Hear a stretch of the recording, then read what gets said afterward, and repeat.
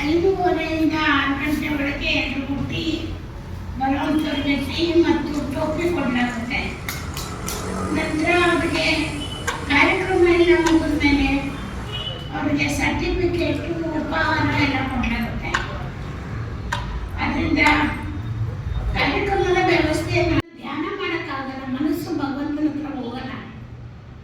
ಅದರಿಂದ ಅವರು ಭಗವಂತನ ಸತ್ಯ ಅರಿವನ್ನು ಹೊಂದಿ ತಾವು ಯಾರು ಭಗವಂತನ ಮಕ್ಕಳು ಹೇಗೆ ಅಂತ ಅರ್ಥ ಮಾಡಿಕೊಂಡು ಭಗವಂತನ ಜೊತೆಯಲ್ಲಿ ನೇರವಾದ ಸಂಬಂಧ ಬೆಳೆಸಿದಾಗ ಅವರ ಮನಸ್ಸಿಗೆ ಡೈರೆಕ್ಟಾಗಿ ಭಗವಂತನಿಂದ ಒಂದು ಶಾಂತಿ, ಶಕ್ತಿ, ಸಮಾಧಾನ ಇವೆಲ್ಲವೂ ಆತ್ಮದ ಒಂದು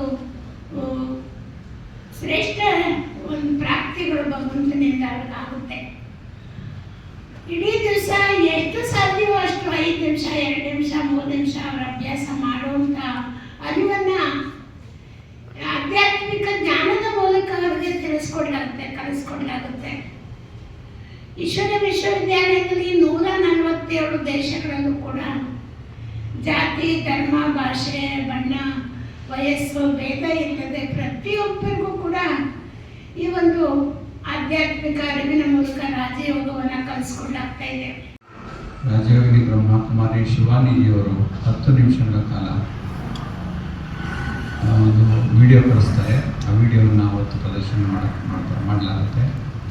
ಅದರಲ್ಲಿ ವಿಶೇಷವಾಗಿ ಧ್ಯಾನದ ಬಗ್ಗೆ ಗಮನ ನಮ್ಮ ಎಷ್ಟಿರಬೇಕು, ಹೇಗೆ ಮಾಡಬೇಕು ಅನ್ನೋದ್ರ ಬಗ್ಗೆ ಶಿವಾನಿಜಿಯವರು ತಿಳಿಸಿದ್ದಾರೆ.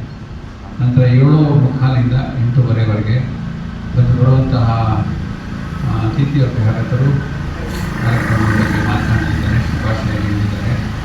ಇದರಲ್ಲಿ ಮುಖ್ಯವಾಗಿ ಕೆ.ಎಸ್. ಶ್ರೀವತ್ಸ ಅವರು, MLA ಅವರು ಮತ್ತು ಮೈಸೂರು ವಿಶ್ವವಿದ್ಯಾಲಯದ ಕುಲಸಚಿವರಾದಂಥ ಶ್ರೀಮತಿ M.K. ಸವಿತಾರವರು ಹಾಗೂ ಯೋಗ ಮಹಾವಿದ್ಯಾಲಯದ ಮತ್ತು ಪ್ರಕೃತಿ ಚಿಕಿತ್ಸೆಯ ಆಸ್ಪತ್ರೆಯ ಪ್ರಾಚಾರ್ಯರಾದಂಥ ಡಾಕ್ಟರ್ ಕೃಷ್ಣನ್ ಅವರು ಹಾಗೂ ಆಯುರ್ವೇದ ಸಂಶೋಧನಾಲಯದ ಡಾಕ್ಟರ್ ಲಕ್ಷ್ಮೀನಾರಾಯಣ ಶೆಣೈ 4 ಜನ ಅತಿಥಿಗಳು.